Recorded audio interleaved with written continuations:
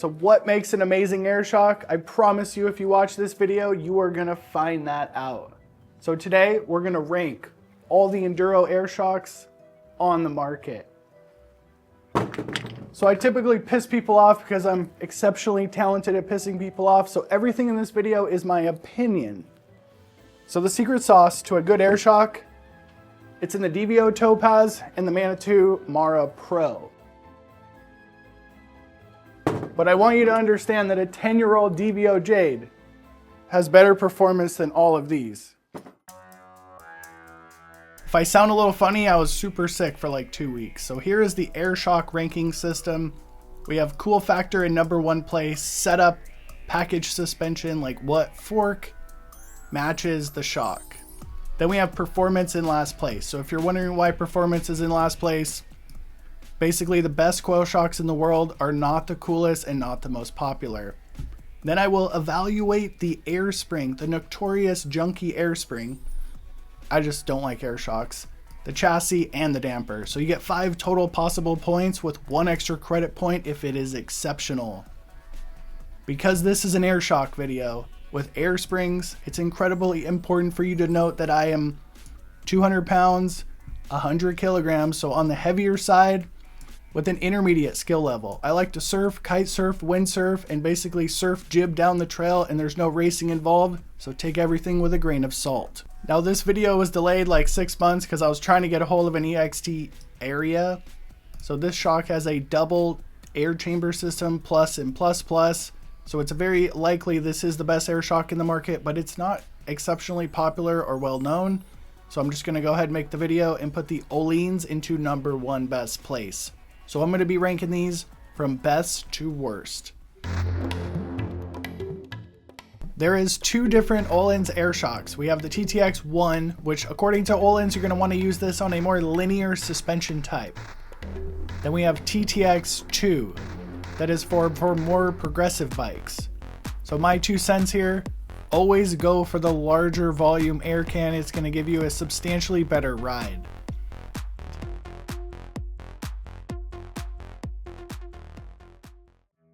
Öhlins understands suspension the best. This is a all-mountain, smaller air shock. It is not a massive air shock like the RockShox Vivid we'll jump into later. So we do have 1 position high-speed compression, but never underestimate the power of simplicity, because Öhlins make stuff basically turnkey high performance, something that RockShox will get to in about 2030. This big old knob here, we have #1 is fully open high-speed compression. #2 is the only adjustment of high-speed compression you get.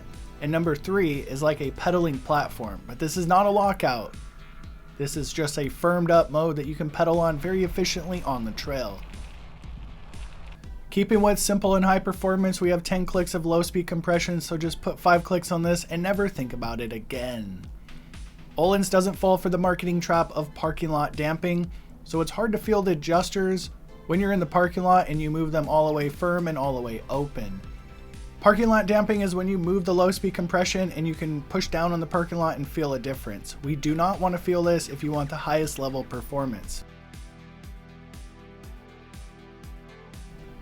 Now this shock is pretty light at 500 grams, but personally I have never been concerned with the weight of a shock regardless of what kind of bike it's on. The only thing that's going to come in your box is a whole bunch of Lego blocks. And these look like volume reducers and stroke reducers, and unfortunately you need a bottom bracket tool to open this shock up, so I didn't even bother. So Öhlins uses the same style of DU bushings or whatever you call it as Fox, and that's probably because they're the easiest, the cheapest, and the most user-friendly to use. I still have to attach these stupid bearing mounts to make it work on the Rocky Mountain, but let's get her pumped into the bike. So not even Öhlins is immune to air shock bullshit. So essentially the shock is topping out, and what usually happens is you didn't inflate the shock correctly and the negative chamber didn't get filled up, and it'll give you this horrible clunk. What you have to do is basically deflate the shock, pump it 50 psi, press it down into the travel, and I didn't go into the techno jargon, I'm just basing that off the Fox Float X2 and the RockShox Vivid top out conditions that are pretty common when you're setting the shock up. The bummer part of this is you get a 10-minute pumping session and my right hand gets enough exercise as is. And there's absolutely no useful information in the user manual. So what you need to do is basically look on Reddit or find some idiot on YouTube like myself who's solved this problem.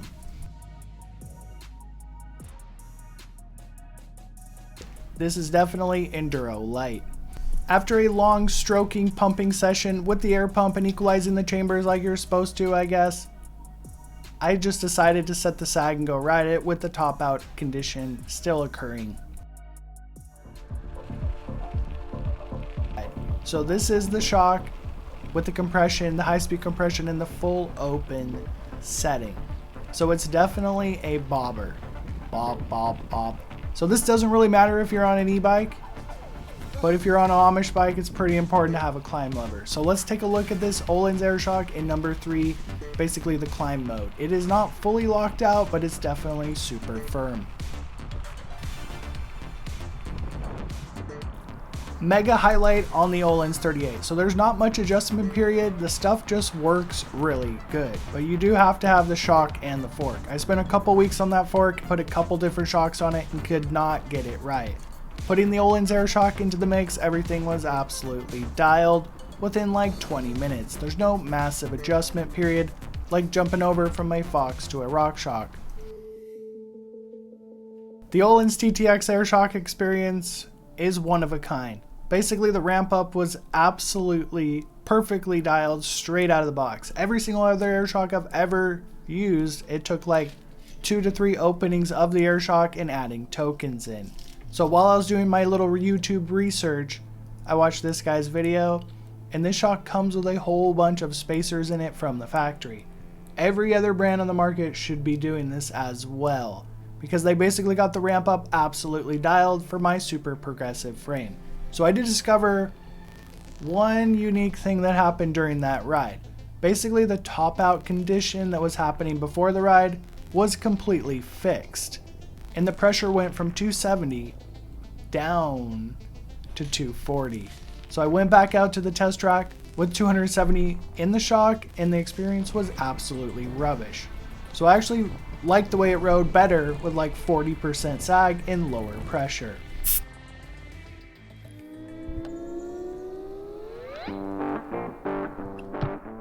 Heading into some more chunky trails, let's see how that TTX2 does. Is it an Enduro Champ or an all-mountain princess? So learn this from me. If you're going to ride coil shocks, put them on during the winter. Don't wait for it to start raining and then decide to make an air shock video.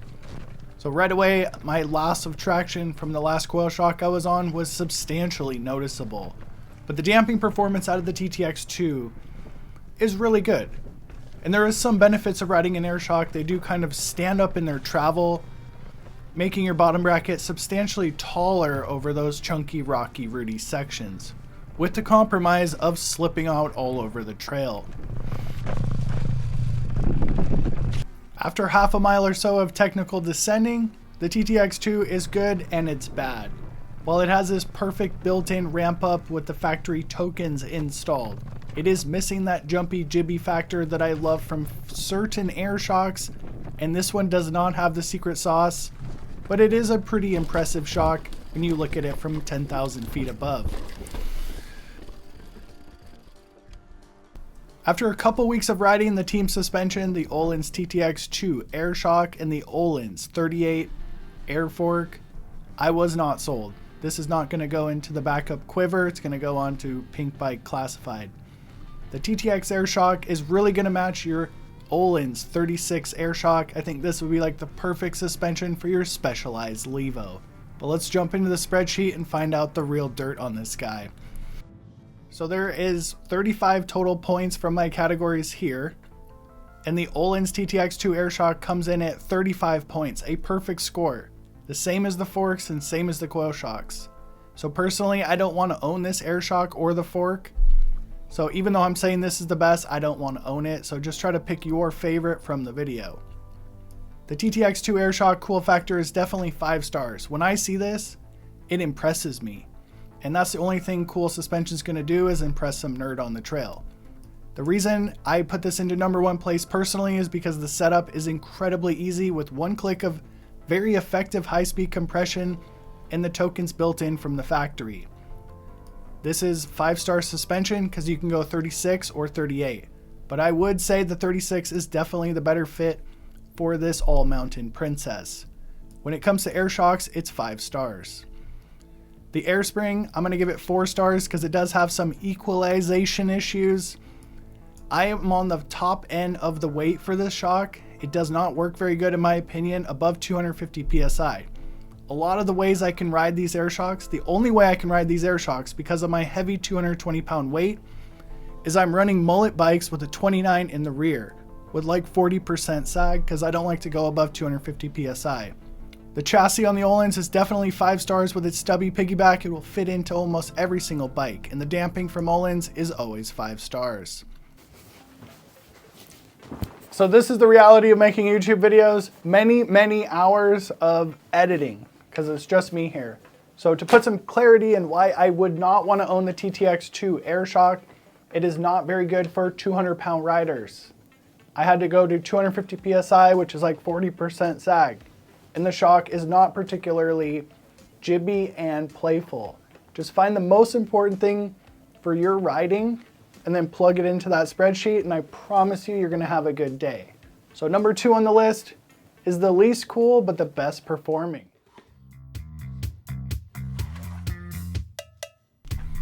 Manitou is the most underrated suspension brand on the entire market, but you're gonna have to get over a few things that I will cover later in this video. They like to do things completely backwards, and this is not a good thing. Why would you mark the compression red? To confuse people? Let's get on past that. To reinforce what I said in the first part of the Öhlins video, maximum pressure 250 psi. Regardless of what the manufacturer says, do not go above 250 psi if you want the best performance.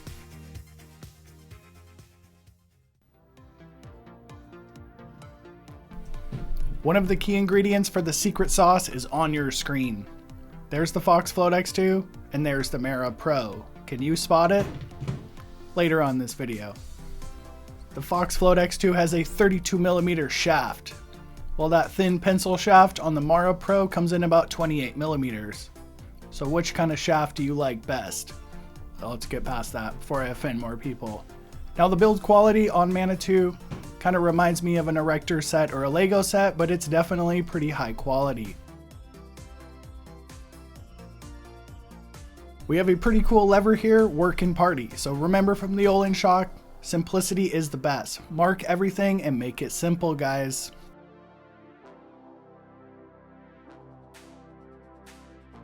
There's only a few brands on the market that require you to inflate the piggyback pressure. So this is a very powerful tool. You can actually tune how the shock feels, higher pressure, stiffer shock. Now, you may think that's a complete pain in the ass, but after checking like 80 different shocks on the market, they're always low. So it's a good idea to be always checking these.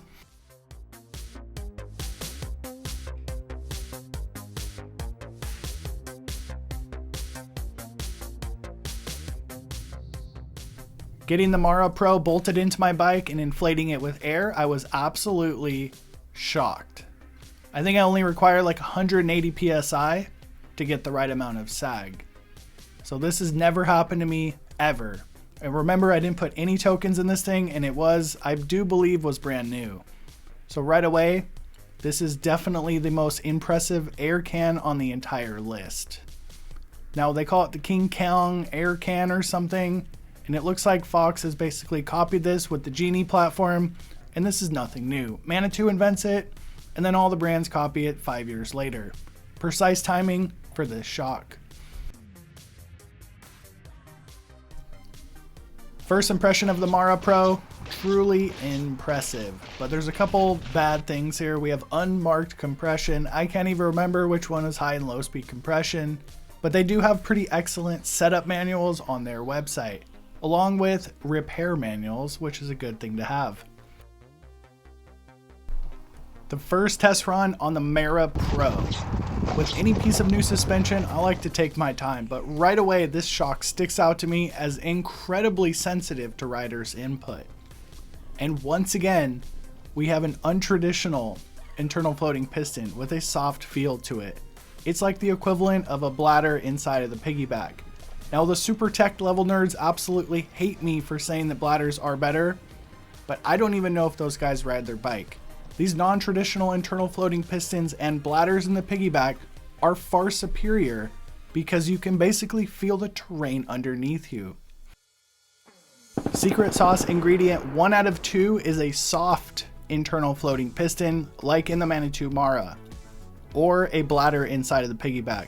So many people will get very angry with me and say there's no difference in the dyno data. But remember, we ride bikes on the trail, not in the laboratory. So these tech nerds need to go do a back-to-back test, and I will be making a video on that shortly. Just because the Mara Pro has a soft internal floating piston, that does not automatically mean it's good. You also have to have a good damper and a couple more secret sauces. Because there's a bladder shock in here, I rank way down the list. I'm here to provide you the full picture here, so everything is a compromise. Even though this thing is incredibly active, it can actually make you crash because the damper is so active. So it's perfect for my ADD surfer style down the trail, but I almost crashed. So this is a simple fix. We're just going to play around with the air pressure and the compression to calm the shock down. Now there's one caveat to the Manitou, and it's amazing air spring. Once again, this thing is incredibly sensitive to air pressure. But when you're dealing with these small companies like Manitou, the setup guide says 1 to 3 PSI when you're doing the adjustment. So you better have a digital shock pump. Once I got that all dialed in, this is the best air shock I've ever rode. Now personally, this is 100% personal, I think it is the ugliest air shock I've ever seen. It looks like a elephant trunk with tribal stickers on it. Remember, being cool on the trail is pretty important to us dudes, I do believe. So I definitely read some stuff from Manitou saying this thing is incredibly easy to tune the shim stacks at home. So you're gonna have to spend like $300 of tools to crack this thing open, but there is such a diehard allegiance, there's some aftermarket tools available. I only got to like the first air can and then basically gave up and wasn't gonna do a reshim. I do appreciate them providing the repair manuals, and the air can has tokens in it from the factory, so that's why it's in number 2 place. The setup on this guy is pretty simple, not having to open the shock up. That was pure speculation as far as Fox copying Manitou on the new Genie shock, but please do comment more if you do know more, because I don't have time to learn absolutely everything. The Manitou Mara. So I've been editing for a couple hours. I'm going to add a category in here, but not put them into the total point scores because it may not be important to you. It's the only thing that's important to me. The Otter play factor. So the Öhlins gets 3 stars in that department. The Manitou Mara Pro. I'm giving this 1 stars for the cool factor because I don't think it's very cool. The setup is 6 stars. It is truly incredibly easy to set up if you have a digital shock pump. The package suspension of Manitou, the Mezzer is kind of a love it or hate it fork. It's not for everyone. It is a good fork, so I'm just going to give this 4 stars. The performance of the Mara Pro is absolutely outstanding with a 6-star rating, and it is extremely friendly to heavyweight riders. No other shock on this list is friendly to heavyweight riders. The air spring is 5 stars because it's friendly to heavyweight riders. The chassis, I'm going to give it 3 stars because it looks stupid, but it does function good. The damping is 5 stars. It's not the best, but it's definitely very good, and I can't find any reason to downgrade it off 5. Coming in with a total point score of 30, just the cool factor holding the Mara out of first place. Now this is a shock I would own because the Otter play factor is 6. This thing likes to dance, jib, and move around the trail. So let's move into the People's Shock, the RockShox Vivid Ultimate. The Vivid is a truly massive shock in your hand with a whopping 34mm stanchion, making LeBron James a little bit jealous. So when we look at the X2, if you watch the first part of the video, it's 32mm. But remember, size doesn't matter. It's always the motion of the ocean. So let's peel off that air can foreskin and put some tokens in her. That was the script from the first video. Hopefully that was funny. So we're gonna go off script. Now the first experience with the RockShox Vivid was very challenging. So when these shocks are brand new, they don't have the instructions out quite yet. So I kind of had to battle through this and figure it out. So if you get a non-specific RockShox Vivid, it comes with 0 tokens installed. And this is a truly hard shock to get the tokens dialed on because of the primitive damping system. On a positive note, the sag indicators, while they may be full 100% peasant status and make you look like a barn dog, they will absolutely make your life easy, and I would take these on any one of my shocks without a heartbeat. So I did read something that RockShox has some kind of patent on them, and maybe that's why they're only on RockShox products. The massive size of the RockShox Vivid presents some serious fitment issues. So this is my 2021 Specialized Kenevo. One cycle of this shock gouged the frame and the shock. So I put some stickers on it and was like, let's send it, and hopefully I don't blow the frame up. Filling the RockShox Vivid up is absolutely an utter nightmare. You have to cycle this shock 40% of the travel every 50 psi, or you'll get a horrendous top out, and then you should expect some weird hissing noise coming out of this shock. So there are some failures occurring with this shock, mostly due to the air can. It's not cavitated because basically it has additional performance, it has some additional problems and headaches. Taking this out for its first ride, I bought the marketing hook, line, and sinker, baby. They told me this was going to be a coil shock, and I knew within like 5 minutes this was just a very active air shock, requiring you or wanting you to turn the climb switch on. The touchdown technology just basically bypasses the compression circuit, so this thing is very active. First huck into the chunk, I was like, this is no coil shock. And remember, this was before I rode every single coil shock on the market. I knew this was just going to be an upgrade from my previous Super Deluxe, but nothing special. It is very friendly when it comes down to all the adjusters because the rebound knob pulls off and you can move them around nice and easy. When you have the high speed or the hydraulic bottom out maxed out, it makes this wicked cool noise when you bottom out.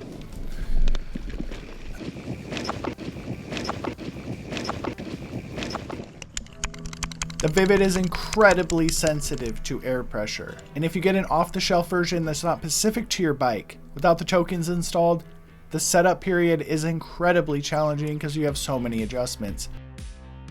High-speed compression, hydraulic bottom out, low-speed compression, tokens, and rebound. So it is pretty impressive if you can get it dialed on those blue flow trails. Debriefing on the RockShox Vivid Ultimate. So the cool factor is definitely 5 stars because it is new, but there's nothing really special about it, I'm gonna say. When it comes to the setup, this is a bit of a mixed bag. If you get the Bike Pacific RockShox Vivid, it could be substantially easier because it comes with all the adjusters moved and it has tokens inside of it. The shock I had was an off-the-shelf, no-tune one, and it was extremely difficult, super touchy to air pressure and tokens, so I'm only going to give this 3 stars. So remember, everything's kind of a trade-off. The Vivid Ultimate is incredibly better shock than the first generation Super Deluxe, but then this one is a little bit harder to set up. So your hard setup, more performance. Easy setup, no performance. Most of the time, unless you're up at the top. When it comes to package suspension, it's definitely 6 stars because you could be one of those idiots with a Lyric on your bike and this massive downhill rated shock. The performance is, I'm going to give 4 stars, middle of the road, because this definitely a 5-star rating when you're like pounding on blue flow trails. But when you take this in the chunk, it just doesn't have the traction of a coil shock. I don't understand the marketing behind that. So the air spring, it's 4 stars because most of you guys probably aren't 220 pounds. But I actually traded my friend Super Deluxe Ultimate for the Vivid. So he got the Vivid and he was 240 and he couldn't ride the shock. You cannot take this shock over 280 psi. I remember the golden rule is 250. So not friendly to heavyweight riders, so it's going to get a little bit of a downgrade on the air spring department, even though I actually like the Vivid because it has a pretty good otter play factor rating. We're going to give this 5 stars. The chassis on this is 4 stars because there's some serious fitment issues when you build a shock this large. There's a lot of bikes that's not going to fit on. The damper is super primitive, but RockShox is super forward thinking, adding hydraulic bottom out to all their shocks. This is an amazing touch, but we're still giving it 3 stars. So the Otter Play score is 5 stars because this thing is incredibly fun on blue flow trails, but it's not very thrilling to the heavyweight riders, so I personally don't own one.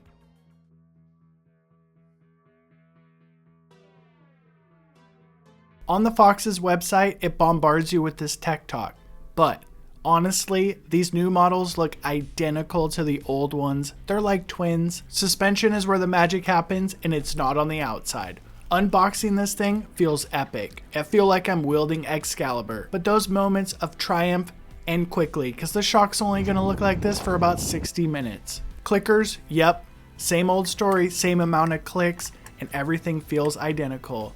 The chassis of the shock is 57 millimeters, identical to the old one. Now, like all Fox Float X2 rodeos, it starts with removing the air from the shock slowly. At this point, it's time to peel that foreskin off and pop a couple tokens in her. Carefully put it back together, clean your mess up, put it on your bike, and make sure the air valve doesn't leave a graffiti mark or a hole.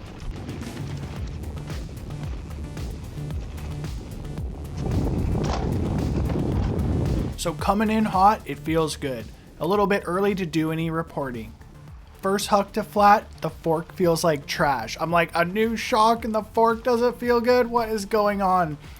Adding a couple clicks of high-speed compression, I continued on my trail ride. The new X2 definitely has a different vibe. You know, it's hard to explain in a video or actually see what's going on, but it seems like it's reacting faster. Another thing I noticed, it does feel a little bit firmer, but it's also like 30 degrees outside, so who knows. Cross-country riding or normal trail riding, the X2 maintains its same characteristics as before. Things only change once you get deeper into the travel. So up here, there's a couple jumps and I almost crash up here because the characteristic is so different. Kind of nose heavy. I'm like, what is going on? I've really got to take my time here. Most notable thing, it is more poppy and jumps better. Because of that new characteristic, the fork felt off. I went to max high-speed compression and added about 5 clicks of low speed because the front felt softer than the rear. I don't know what they did to this shock, probably some thicker oil in the new X2. Now keep in mind I put the precise amount of tokens, air pressure, and compression clicks into the new X2 as I had before. You're going to have to retune your fork and take your time. Dropping in on the stiffer fork, oh yeah, this shock is way more poppy. And more fun, I might add. A little bit early into the adventure, but I can tell you it's starting to feel more like RockShox. And it wouldn't be an X2 video without some tuning. That new characteristic demands a slower rebound. Rolling on full 29 and 170 travel, the bike is feeling pretty playful. The front was a little divey and the rear was a little firm, so I pulled the shock off to remove a token. Taking this out into some chunky, steep, wet, rooty sections, with that negative token installed, this thing does not have the traction as before. Feels like I'm on somewhat of a super deluxe on the way down. So everything's a trade-off and a balance, and it definitely jumps better with the negative token installed. I couldn't serve you the correct Fox Float X2 experience without some frustration, so I pulled the shock off again to add the token back in. 3 tokens later, I'm exactly where I started. Welcome to the world of the Fox Float X2. You can expect a more poppy and playful feel from the previous model. The new X2 is starting to give me RockShox vibes. Now, I want you to keep in mind, suspension feel is interpretation, but it feels like they've stripped that pure downhill racing performance out of the new Fox Float X2. And let's face it, one notable thing on the new X2 is it's much quieter. Here, let's listen to the old one.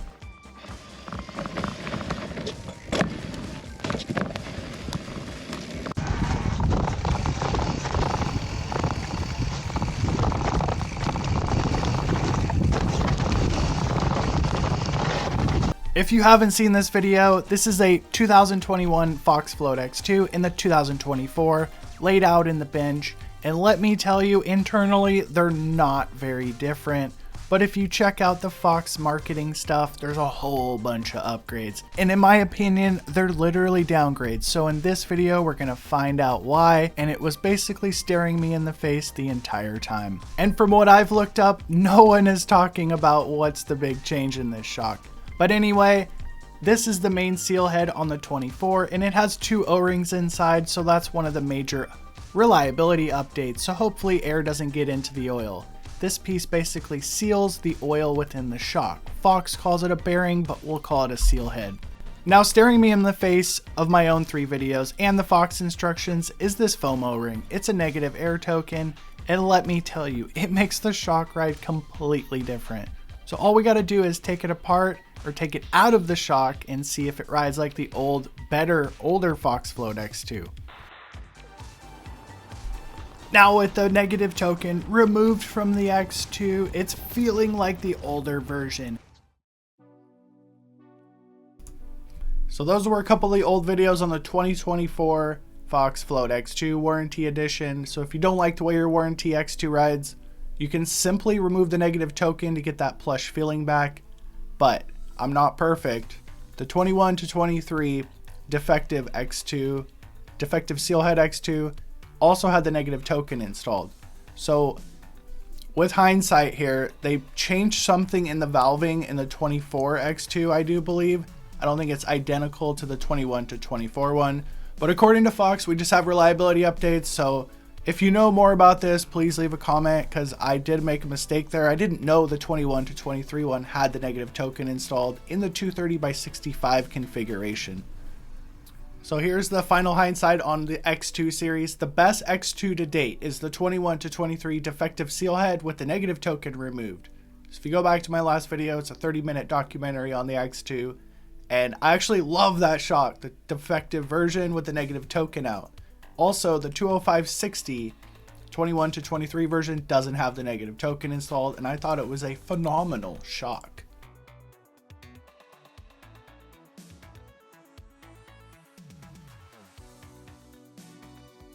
On the factory Fox Float X2, so I'm definitely going to give this 6 stars in the cool factor department because it is a very good looking shock. It's on every flagship mountain bike on the entire market, so there's no arguing that, even if you don't like Kashima coating like myself. The setup is 3 stars. Fox products are notoriously difficult to set up, not any more difficult than the RockShox Vivid with all its new adjustments. We're getting 6 stars for the package suspension. Because the gold matches the fork, like there's no arguing that it's a pretty awesome package suspension from Fox.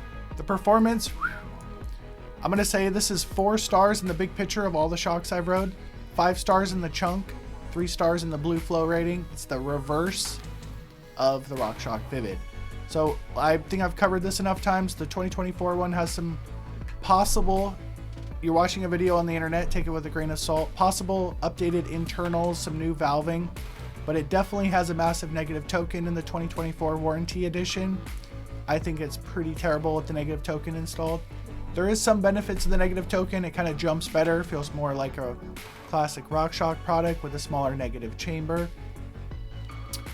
The performance, we got that. The air spring, I'm gonna give this 5 stars. It's a really good air spring as long as the negative token's removed. 3 stars, negative token in.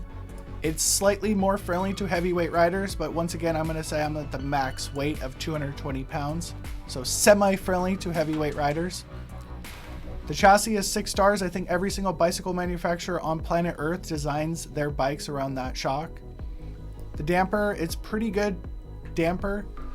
I recently talked to someone, I'm not allowed to say names, who was not a huge fan of the X2.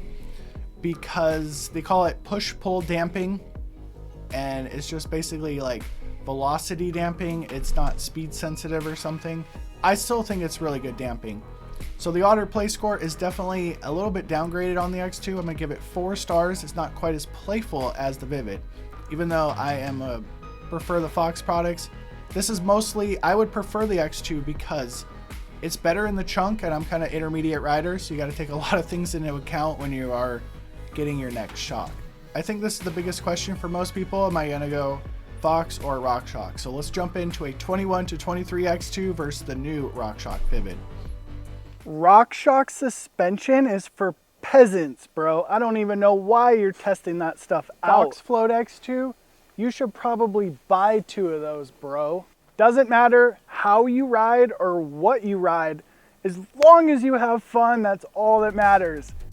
The best shock is the one you have, so don't fall into the upgrade FOMO trap. Go buy a vacation, it lasts longer in your memory. This trail is at the upper limits of my intermediate skill level, and while that RockShox Vivid is incredibly active on the blue flow trails, I feel substantially safer on the X2. And this trail is so chunky, I actually have the climb switch on the X2 to make it even slower moving and safer down this chunky trail. This could be a really deciding factor when you're choosing RockShox or Fox. So the Fox is going to be a little bit more dull, but you're definitely going to be safer, more in control with the Fox 38 and the X2 on your bike. When it comes to the Vivid, if you're a super talented rider, you can just throw that out of the trash can. But this suspension is definitely a little bit more nervous as I come into the chunk right here. Really interesting marketing from the Vivid, as they market it as a coil, and it does not ride like a coil. It skips over the top of the roots. When it comes to the X2, that thing sinks into the ground and just gives you more traction. Although I give the Kashima coating high praise, I personally don't like it. It does give kind of a bling factor, so I actually have to go on eBay to buy these Performance Black Elite Stanchion X2, because I think the gold is kind of disgusting, while the Vivid basically goes with any color bike on the market. Interestingly, even though the X2 is a little bit smaller, they weigh exactly the same weight. When it comes down to the tokens, the X2, I'm going to say it's a little bit easier to put the tokens in, but the Vivid is actually, in my opinion, superior because of the hydraulic bottom mount. Some kind of big critter in the bushes here. Got the bear spray. In reverse, going on those more mellow trails, the X2 is a real dud, especially since I forgot to turn the climb lever into the open position. So if you turn that climb lever to the firm mode, it's absolutely the dreams on the downhill lines, but you have to remember to turn it off. When it comes to the Vivid, it is a far superior experience on the more mellow trail ridings because of the touchdown technology bypassing the compression circuit. The thing is incredibly active, and you can just basically pop and play. So let's get into the spreadsheet. Let me explain to you why the Vivid is actually superior to the X2 in my opinion. All right, bro, that was a steep section. Diving back into the spreadsheet, the RockShox Vivid gets 29 points, while the Fox Float X2 gets 35 points. But zooming down from 10,000 feet, I'm still going to say the Vivid is a better shock. The hydraulic bottom out is an incredible feature. Every shock should have this. It's better on mellow trails. We had a long development period, so there's no reliability on the Vivid. I would be more confident spending $700 on a Vivid, knowing the Fox Float X2 has been recalled like 9 different times, and this time they're not even recalling it. So let's jump into the all-mountain shocks. The DVO Topaz Prime. New for the 2025 year, we have the DVO Topaz Prime. So it was a subtle improvement with the new piggyback bolted on it with individual high and low speed compression circuits. So it's a good thing when brand doesn't change something crazy, because it's just like pretty familiar when you jump on the new one. This is the first shock I ever got for free. I feel like there's a bit of a problem on YouTube. You have to be super brand friendly with soft landings if you criticize anything. And if you don't, you're going to get ghosted like me. So I like to kind of borrow and buy stuff because I can just be like an uncaged animal and not read the marketing jargon. So DVO is a very thoughtful brand with sag indicators. When that disappears, 30% sag. Very nice touch. This is one of the few shocks in the market you're responsible for filling up the piggyback. And once again, this is a good thing because they're typically low even if they're nitrogen charged. And it's a cool tuning feature. Are you riding DH today? Go on to the minimum pressure for more traction. Go to the maximum if you're pounding blue flow trails. The DVO Topaz Prime is a very compact shock. It's one of the smallest shocks on the entire list. But with the new Prime updates, the compression lever does stick out quite a bit. You might rub your leg on it or have some interference issues on certain bikes. My first ride on the DVO Topaz was on my 180mm Specialized Kenevo, and this is not the best shock for your pure DH style of riding, but it does score really high on the Otter play scale because it features two of the secret sauces that make an amazing air shock. I have some serious complaints about the air can on the DVO Topaz. When you buy the shock, it comes with the standard air can, which is a very low volume air shock, meaning it doesn't have a lot of air pressure inside of it. So if you put tokens in this, it actually becomes more harsh than it was without tokens. You never want to put tokens in a shock if you can avoid putting them in. They are like a necessary band-aid. So after pulling it off the Specialized Kenevo, I bolted it into the Specialized Surfer status. ADD trail jibbing bike, and it was a much better fit. But the same complaint held true as before. It's a little bit on the harsher side.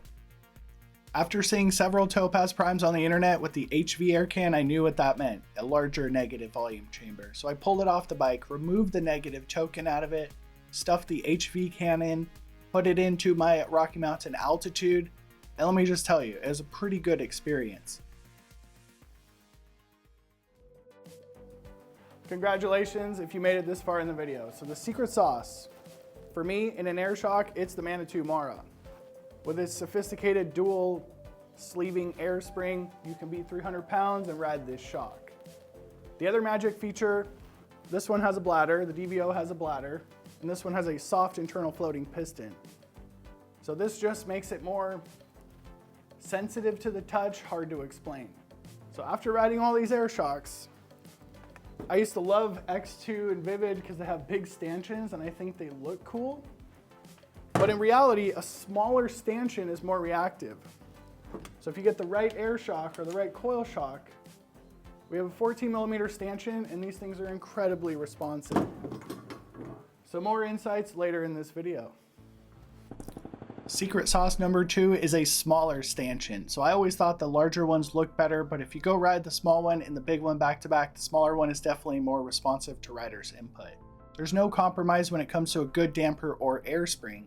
So perfect example here, the Manitou has a far superior air spring to the DVO, and that's why the Manitou is a number 2 place. But you also need a good damper. Spreadsheeting the DVO Topaz Prime, I'm going to give this 3 stars in the cool factor department because green is the only option. It's a decisive color. When it comes to the setup, I'm going to give it 4 stars. It's a little tricky, but there's only a few clicks. The package suspension is absolutely excellent with 35, 36, 38. I'm only going to give the performance 4 stars even though it has all the secret sauces involved, most likely due to the air spring not getting along with me. Getting into the air spring, it is a very difficult setup for the 220-pound rider. It's not heavyweight rider friendly. The chassis is small, but the compression lever sticks out, so you may have some issues on the DVO Topaz Prime. The previous one didn't have these issues. The damping is always excellent from DVO. So if you were 50 kilograms, 100 pounds, half of my weight with the HV air can, I would easily put this into 3rd place, but in the big picture of all weights of riders, it's got to go way down the list. So the Otter play factor is very high in the DVO Topaz at 5 stars. I do like this shock and actually going to keep it as my backup shock. Giving credit where credit's due, the RockShox Vivid looks like an almost steal of the design of the Cane Creek Katsuma because the Katsuma came out years before the Vivid. Dimensionally speaking, these shocks are almost identical in dimensions. So I didn't get too far on the Cane Creek Katsuma. It was a used Facebook Marketplace special shock and it was cavitated. So no large volume air can is immune to the cavitation issues as far as time goes. I don't particularly like to shit on American companies like Cane Creek, even these shocks being assembled in the United States, but the execution of the clickers is very disappointing. In the 2025 year, they have come out and put some detents or clicks to try to make the setup easier. The execution of the volume tokens in the Katsuma are once again very disappointing. We have these rings and it's just not very precise. You like cut these in half. The setup on this shock is extremely difficult. An interesting note that Cane Creek builds some of the most heavy-duty rear shocks in the entire market, but they only have a 35mm stanchion fork. The execution on that is very disappointing. Hopefully we'll see a dual crown fork or a 38mm stanchion fork on the market soon. So I did get like 1 hour of riding before this thing cavitated, so let's see how she goes. As a long-term owner of the Cane Creek Double Barrel, the Kitsuma feels very familiar. These shocks are very active on the trail, so they're going to get a high score in the Otter fun factor. They really do have a lot of pop and play, but I hope you like to basically pull over on the side of the trail and twist the knobs and be somewhat of a tech nerd. Once you do get this shock dialed, if you are able to get it dialed, it is a really impressive experience, so I'm going to rate the performance on this shock exceptionally high, with the caveat of having to pull over about 9,000 different times and adjust those clickers without clicks. So remember, if you buy the new one, they did try to address this and make it simpler. I don't think I'm the only one out there in the market who struggled with Cane Creek adjusters.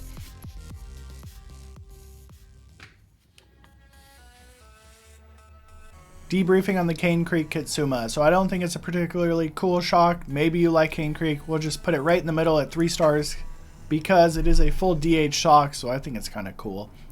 The setup is very disappointing with a 1 star, but remember they did update this for the 2025 year to try to make it simpler. The package suspension is pretty disappointing.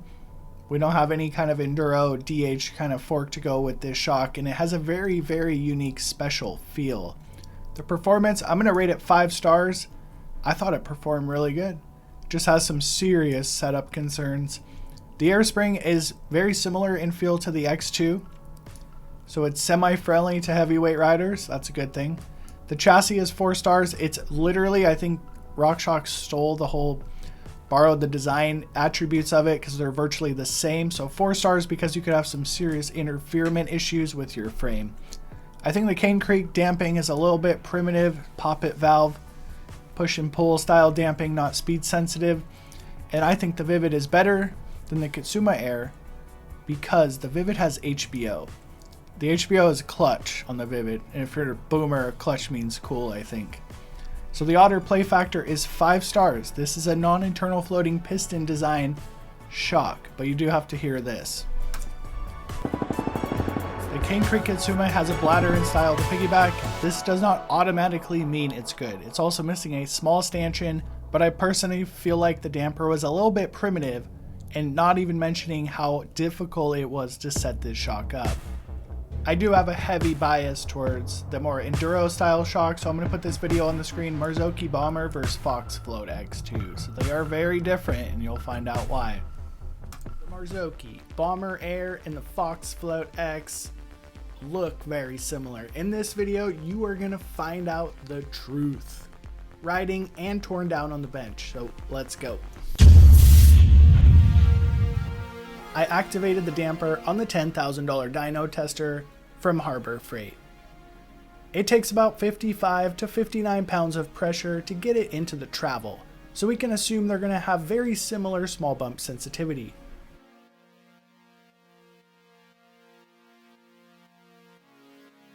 The Bomber Air has a sweeper adjust compression lever. It easily removes with a 2mm Allen key, and underneath the compression adjuster, we have a protruding rod. The Float X compression needle is buried under this cover and buried in the shock. It has some more expensive machining because you can put balls, detents, and a low speed compression adjuster on it. This is an OEM edition RX Tune Specialized Float X. So I have the $6 eBay knob, and I'm going to say it has about 2 clicks of low speed compression added from the factory. If you want to know the secret to the DHX or the Fox Float X, you need to put 2 to 4 clicks of low speed compression and no more. The Bomber Air and the Float X share the same travel reducers, these orange tabs on the bench. You can easily change the stroke on both shocks by removing the air can and a small torque bit. The service procedure for both the Bomber and the Float X is virtually identical. We have shim stacks on the rebound main piston located inside of the stanchion. So on the top, according to the motorcycle library, would be the high speed rebound. On the bottom of the piston would be the low speed rebound. So I'm gonna tear these shim stacks apart and see if they're different.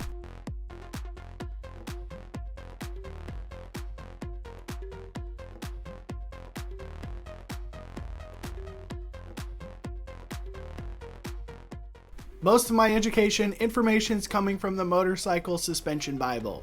So here's the shim stacks controlling the rebound in the Bomber Air. It's a pretty sophisticated shim stack. We've got a whole bunch of shims. Now I can tell you from my experience taking dampers apart, the more shims a shock has, the better it's going to ride on the trail. For an example, the Suntour uses like 2 shims to control the compression, and it's pretty much garbage. So Fox is pretty good at controlling the oil flow, or aka damping. Now if you're a little bit of a beginner, here's what damping really looks like. It's a super simple form of controlling the oil flow. This isn't a huge surprise, they virtually have the same shim stack on the rebound on the lower part of the shock. The Bomber Air has 1 extra shim on the lower part of the piston. So I'm guessing, assuming I don't know, the Bomber's going to have a little bit slower of a rebound because it has an extra shim.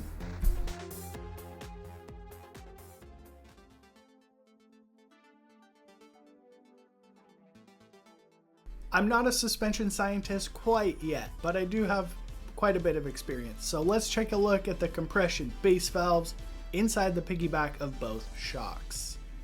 So on the left is the Fox Float X, and it has 3 large ports so it can flow more oil.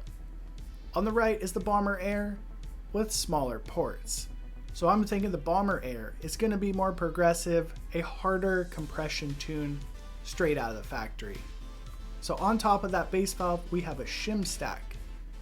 And I was able to pull the shim stacks out, but I wasn't able to pull the piggyback off the Bomber Air because you need a specialty shaft clamp to remove the piggyback. So here's the compression shim stack in the Bomber Air. On the very bottom, it's not the most sophisticated shim stack on the compression side. It has like 9-10 shims total. A simple 12mm bolt holds those shims onto the base valve. Over here on the right is the shim stack for the compression on the Fox Float X. It is a much more sophisticated shim stack with a whole bunch of tiny shims right up against the base valve, and then a whole bunch of big shims. So like I told you, from my experience, the more shims, the better it's gonna feel on the trail. With the compression tunes out on the table, this is every possible configuration of shim stacks you can buy aftermarket. So if we take a look at the light and the medium base valve tune, it looks very similar to the Float X and the RX tune. Now I didn't measure everything, but I'm just kind of going off eye here. Scrolling through this list, I can't find any compression tune that matches the Bomber Air, so you're going to have to keep watching to find out later in this video how it does.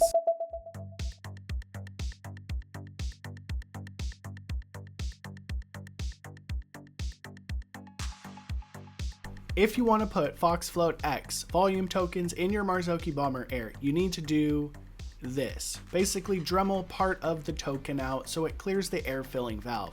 I did an experiment, put the Float X spacers in it, and destroyed an $80 shock pump, so learn this lesson from me.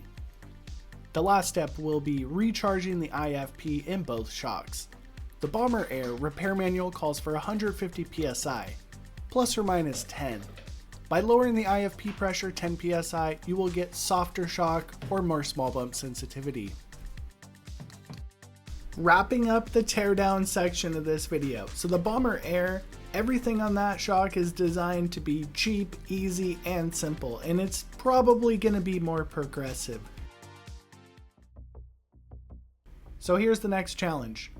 I'm going to test both shocks on my e-bike, and the winner's going to stay on my Amish bike, because they kind of have the same suspension.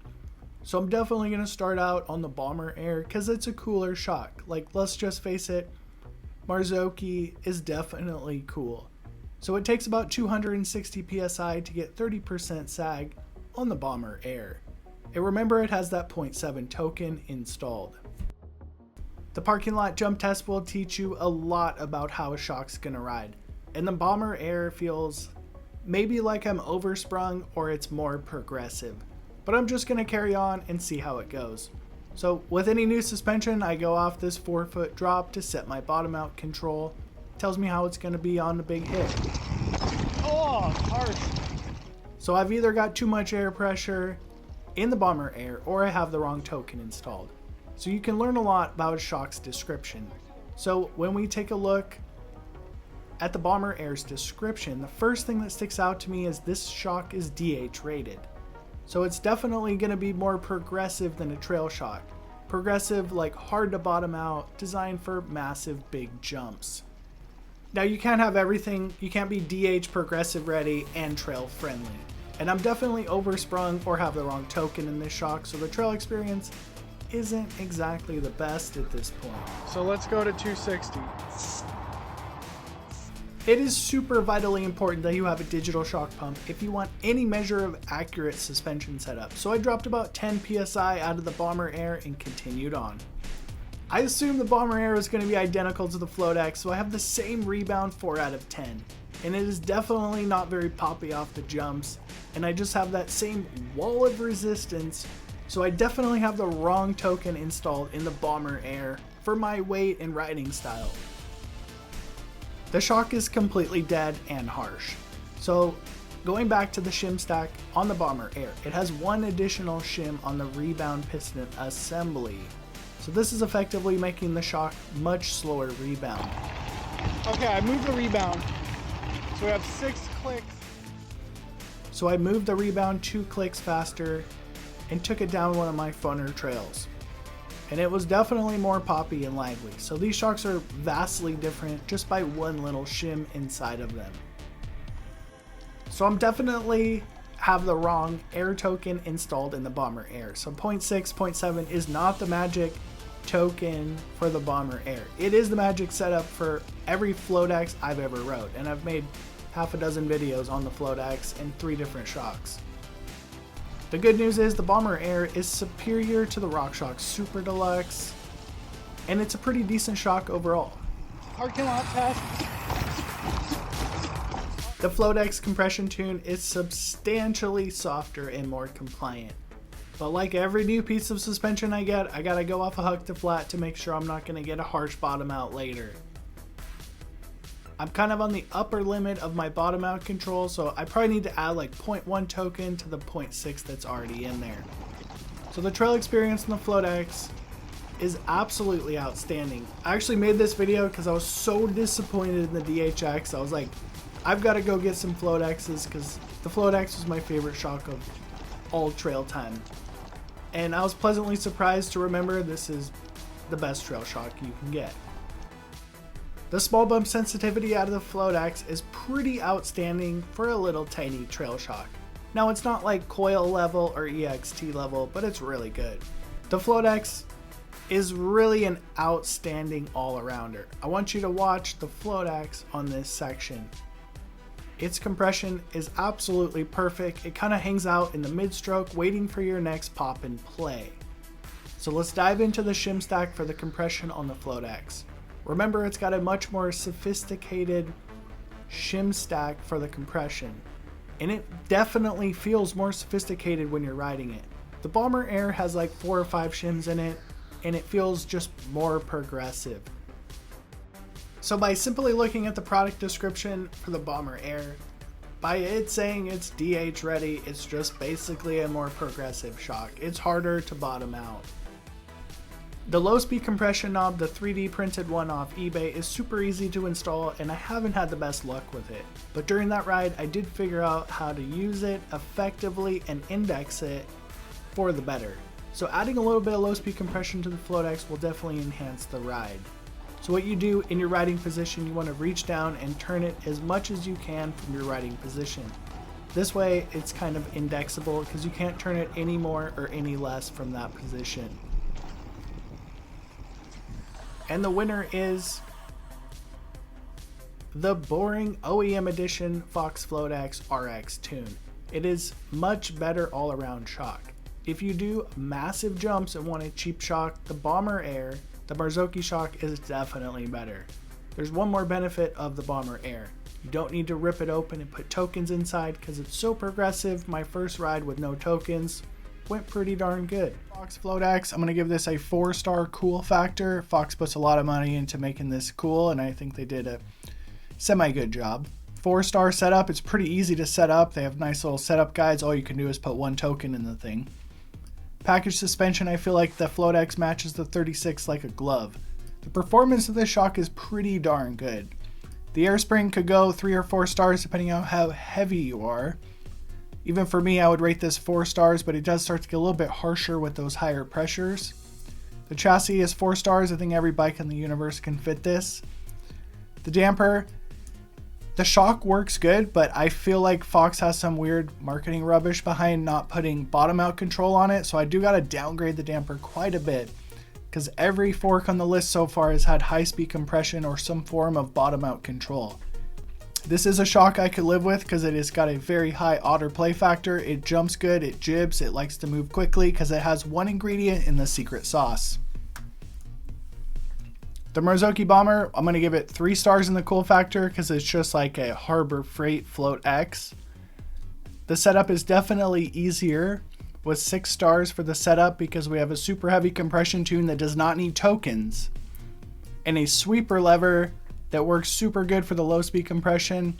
The package suspension is rubbish. We gotta actually downgrade this. It doesn't match the Super Z, and the new Z1 with the rail damper is absolute trash. So the package of the Marzocchi is very disappointing from all angles.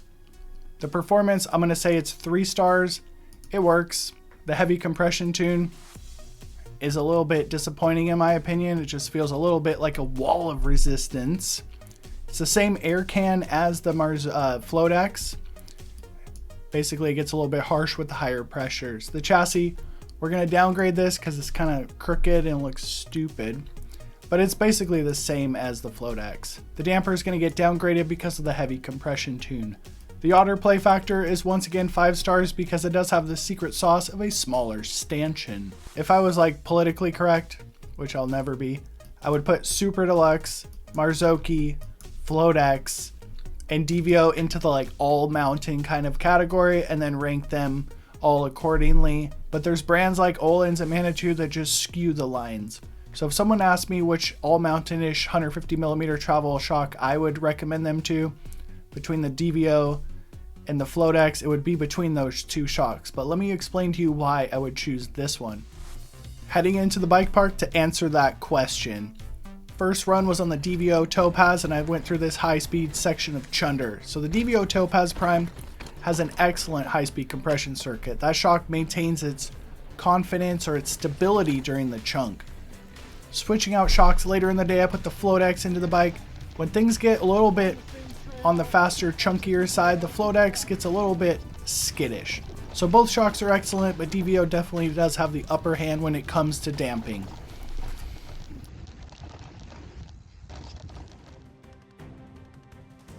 Coming in last place, we have the 23 to 24 Super Deluxe Ultimate. This shock is discontinued for the 2025 year.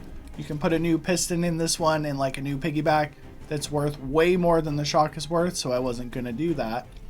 I want to make a very valid point here. Just because we have a high-speed compression adjuster does not mean this is a good shock. This is a very primitive poppet valve damping style, and it honestly is just complete rubbish. But I do want to make a very good point. The low performance equals out to extreme reliability. You can go years without servicing these and they'll still ride absolutely fine. So I have the Super Deluxe Ultimate with the linear air can. So I actually had to dig into YouTube and watch my own video to re-educate myself about linear and progressive air cans, because RockShox really dropped the ball when it came to the air can variation in this year's of shocks. They now have the XL can, like one can, which makes sense. Newer 2nd generation Super Deluxe, you're not allowed to use the Nardog token. You have to use those tiny little purple tokens, and you can only put like 2 or 3 of them in, and it's an absolute nightmare. I ended up putting the Nardog token in there, and it does fit, but it could cause damage to your shock. The low quality damping doesn't end with the high speed compression damping. The low speed is also very primitive as well, and each click is like too much of an adjustment. There's actually companies out there making products to fine-tune the low-speed compression. This is the linear air can that goes on progressive bikes. And then you couldn't get the progressive air can for months, so I ordered one from Europe, Ukraine. And then I put the progressive one on and it was too big of a negative chamber, but it was definitely an improvement. So progressive air can goes on the more linear bikes.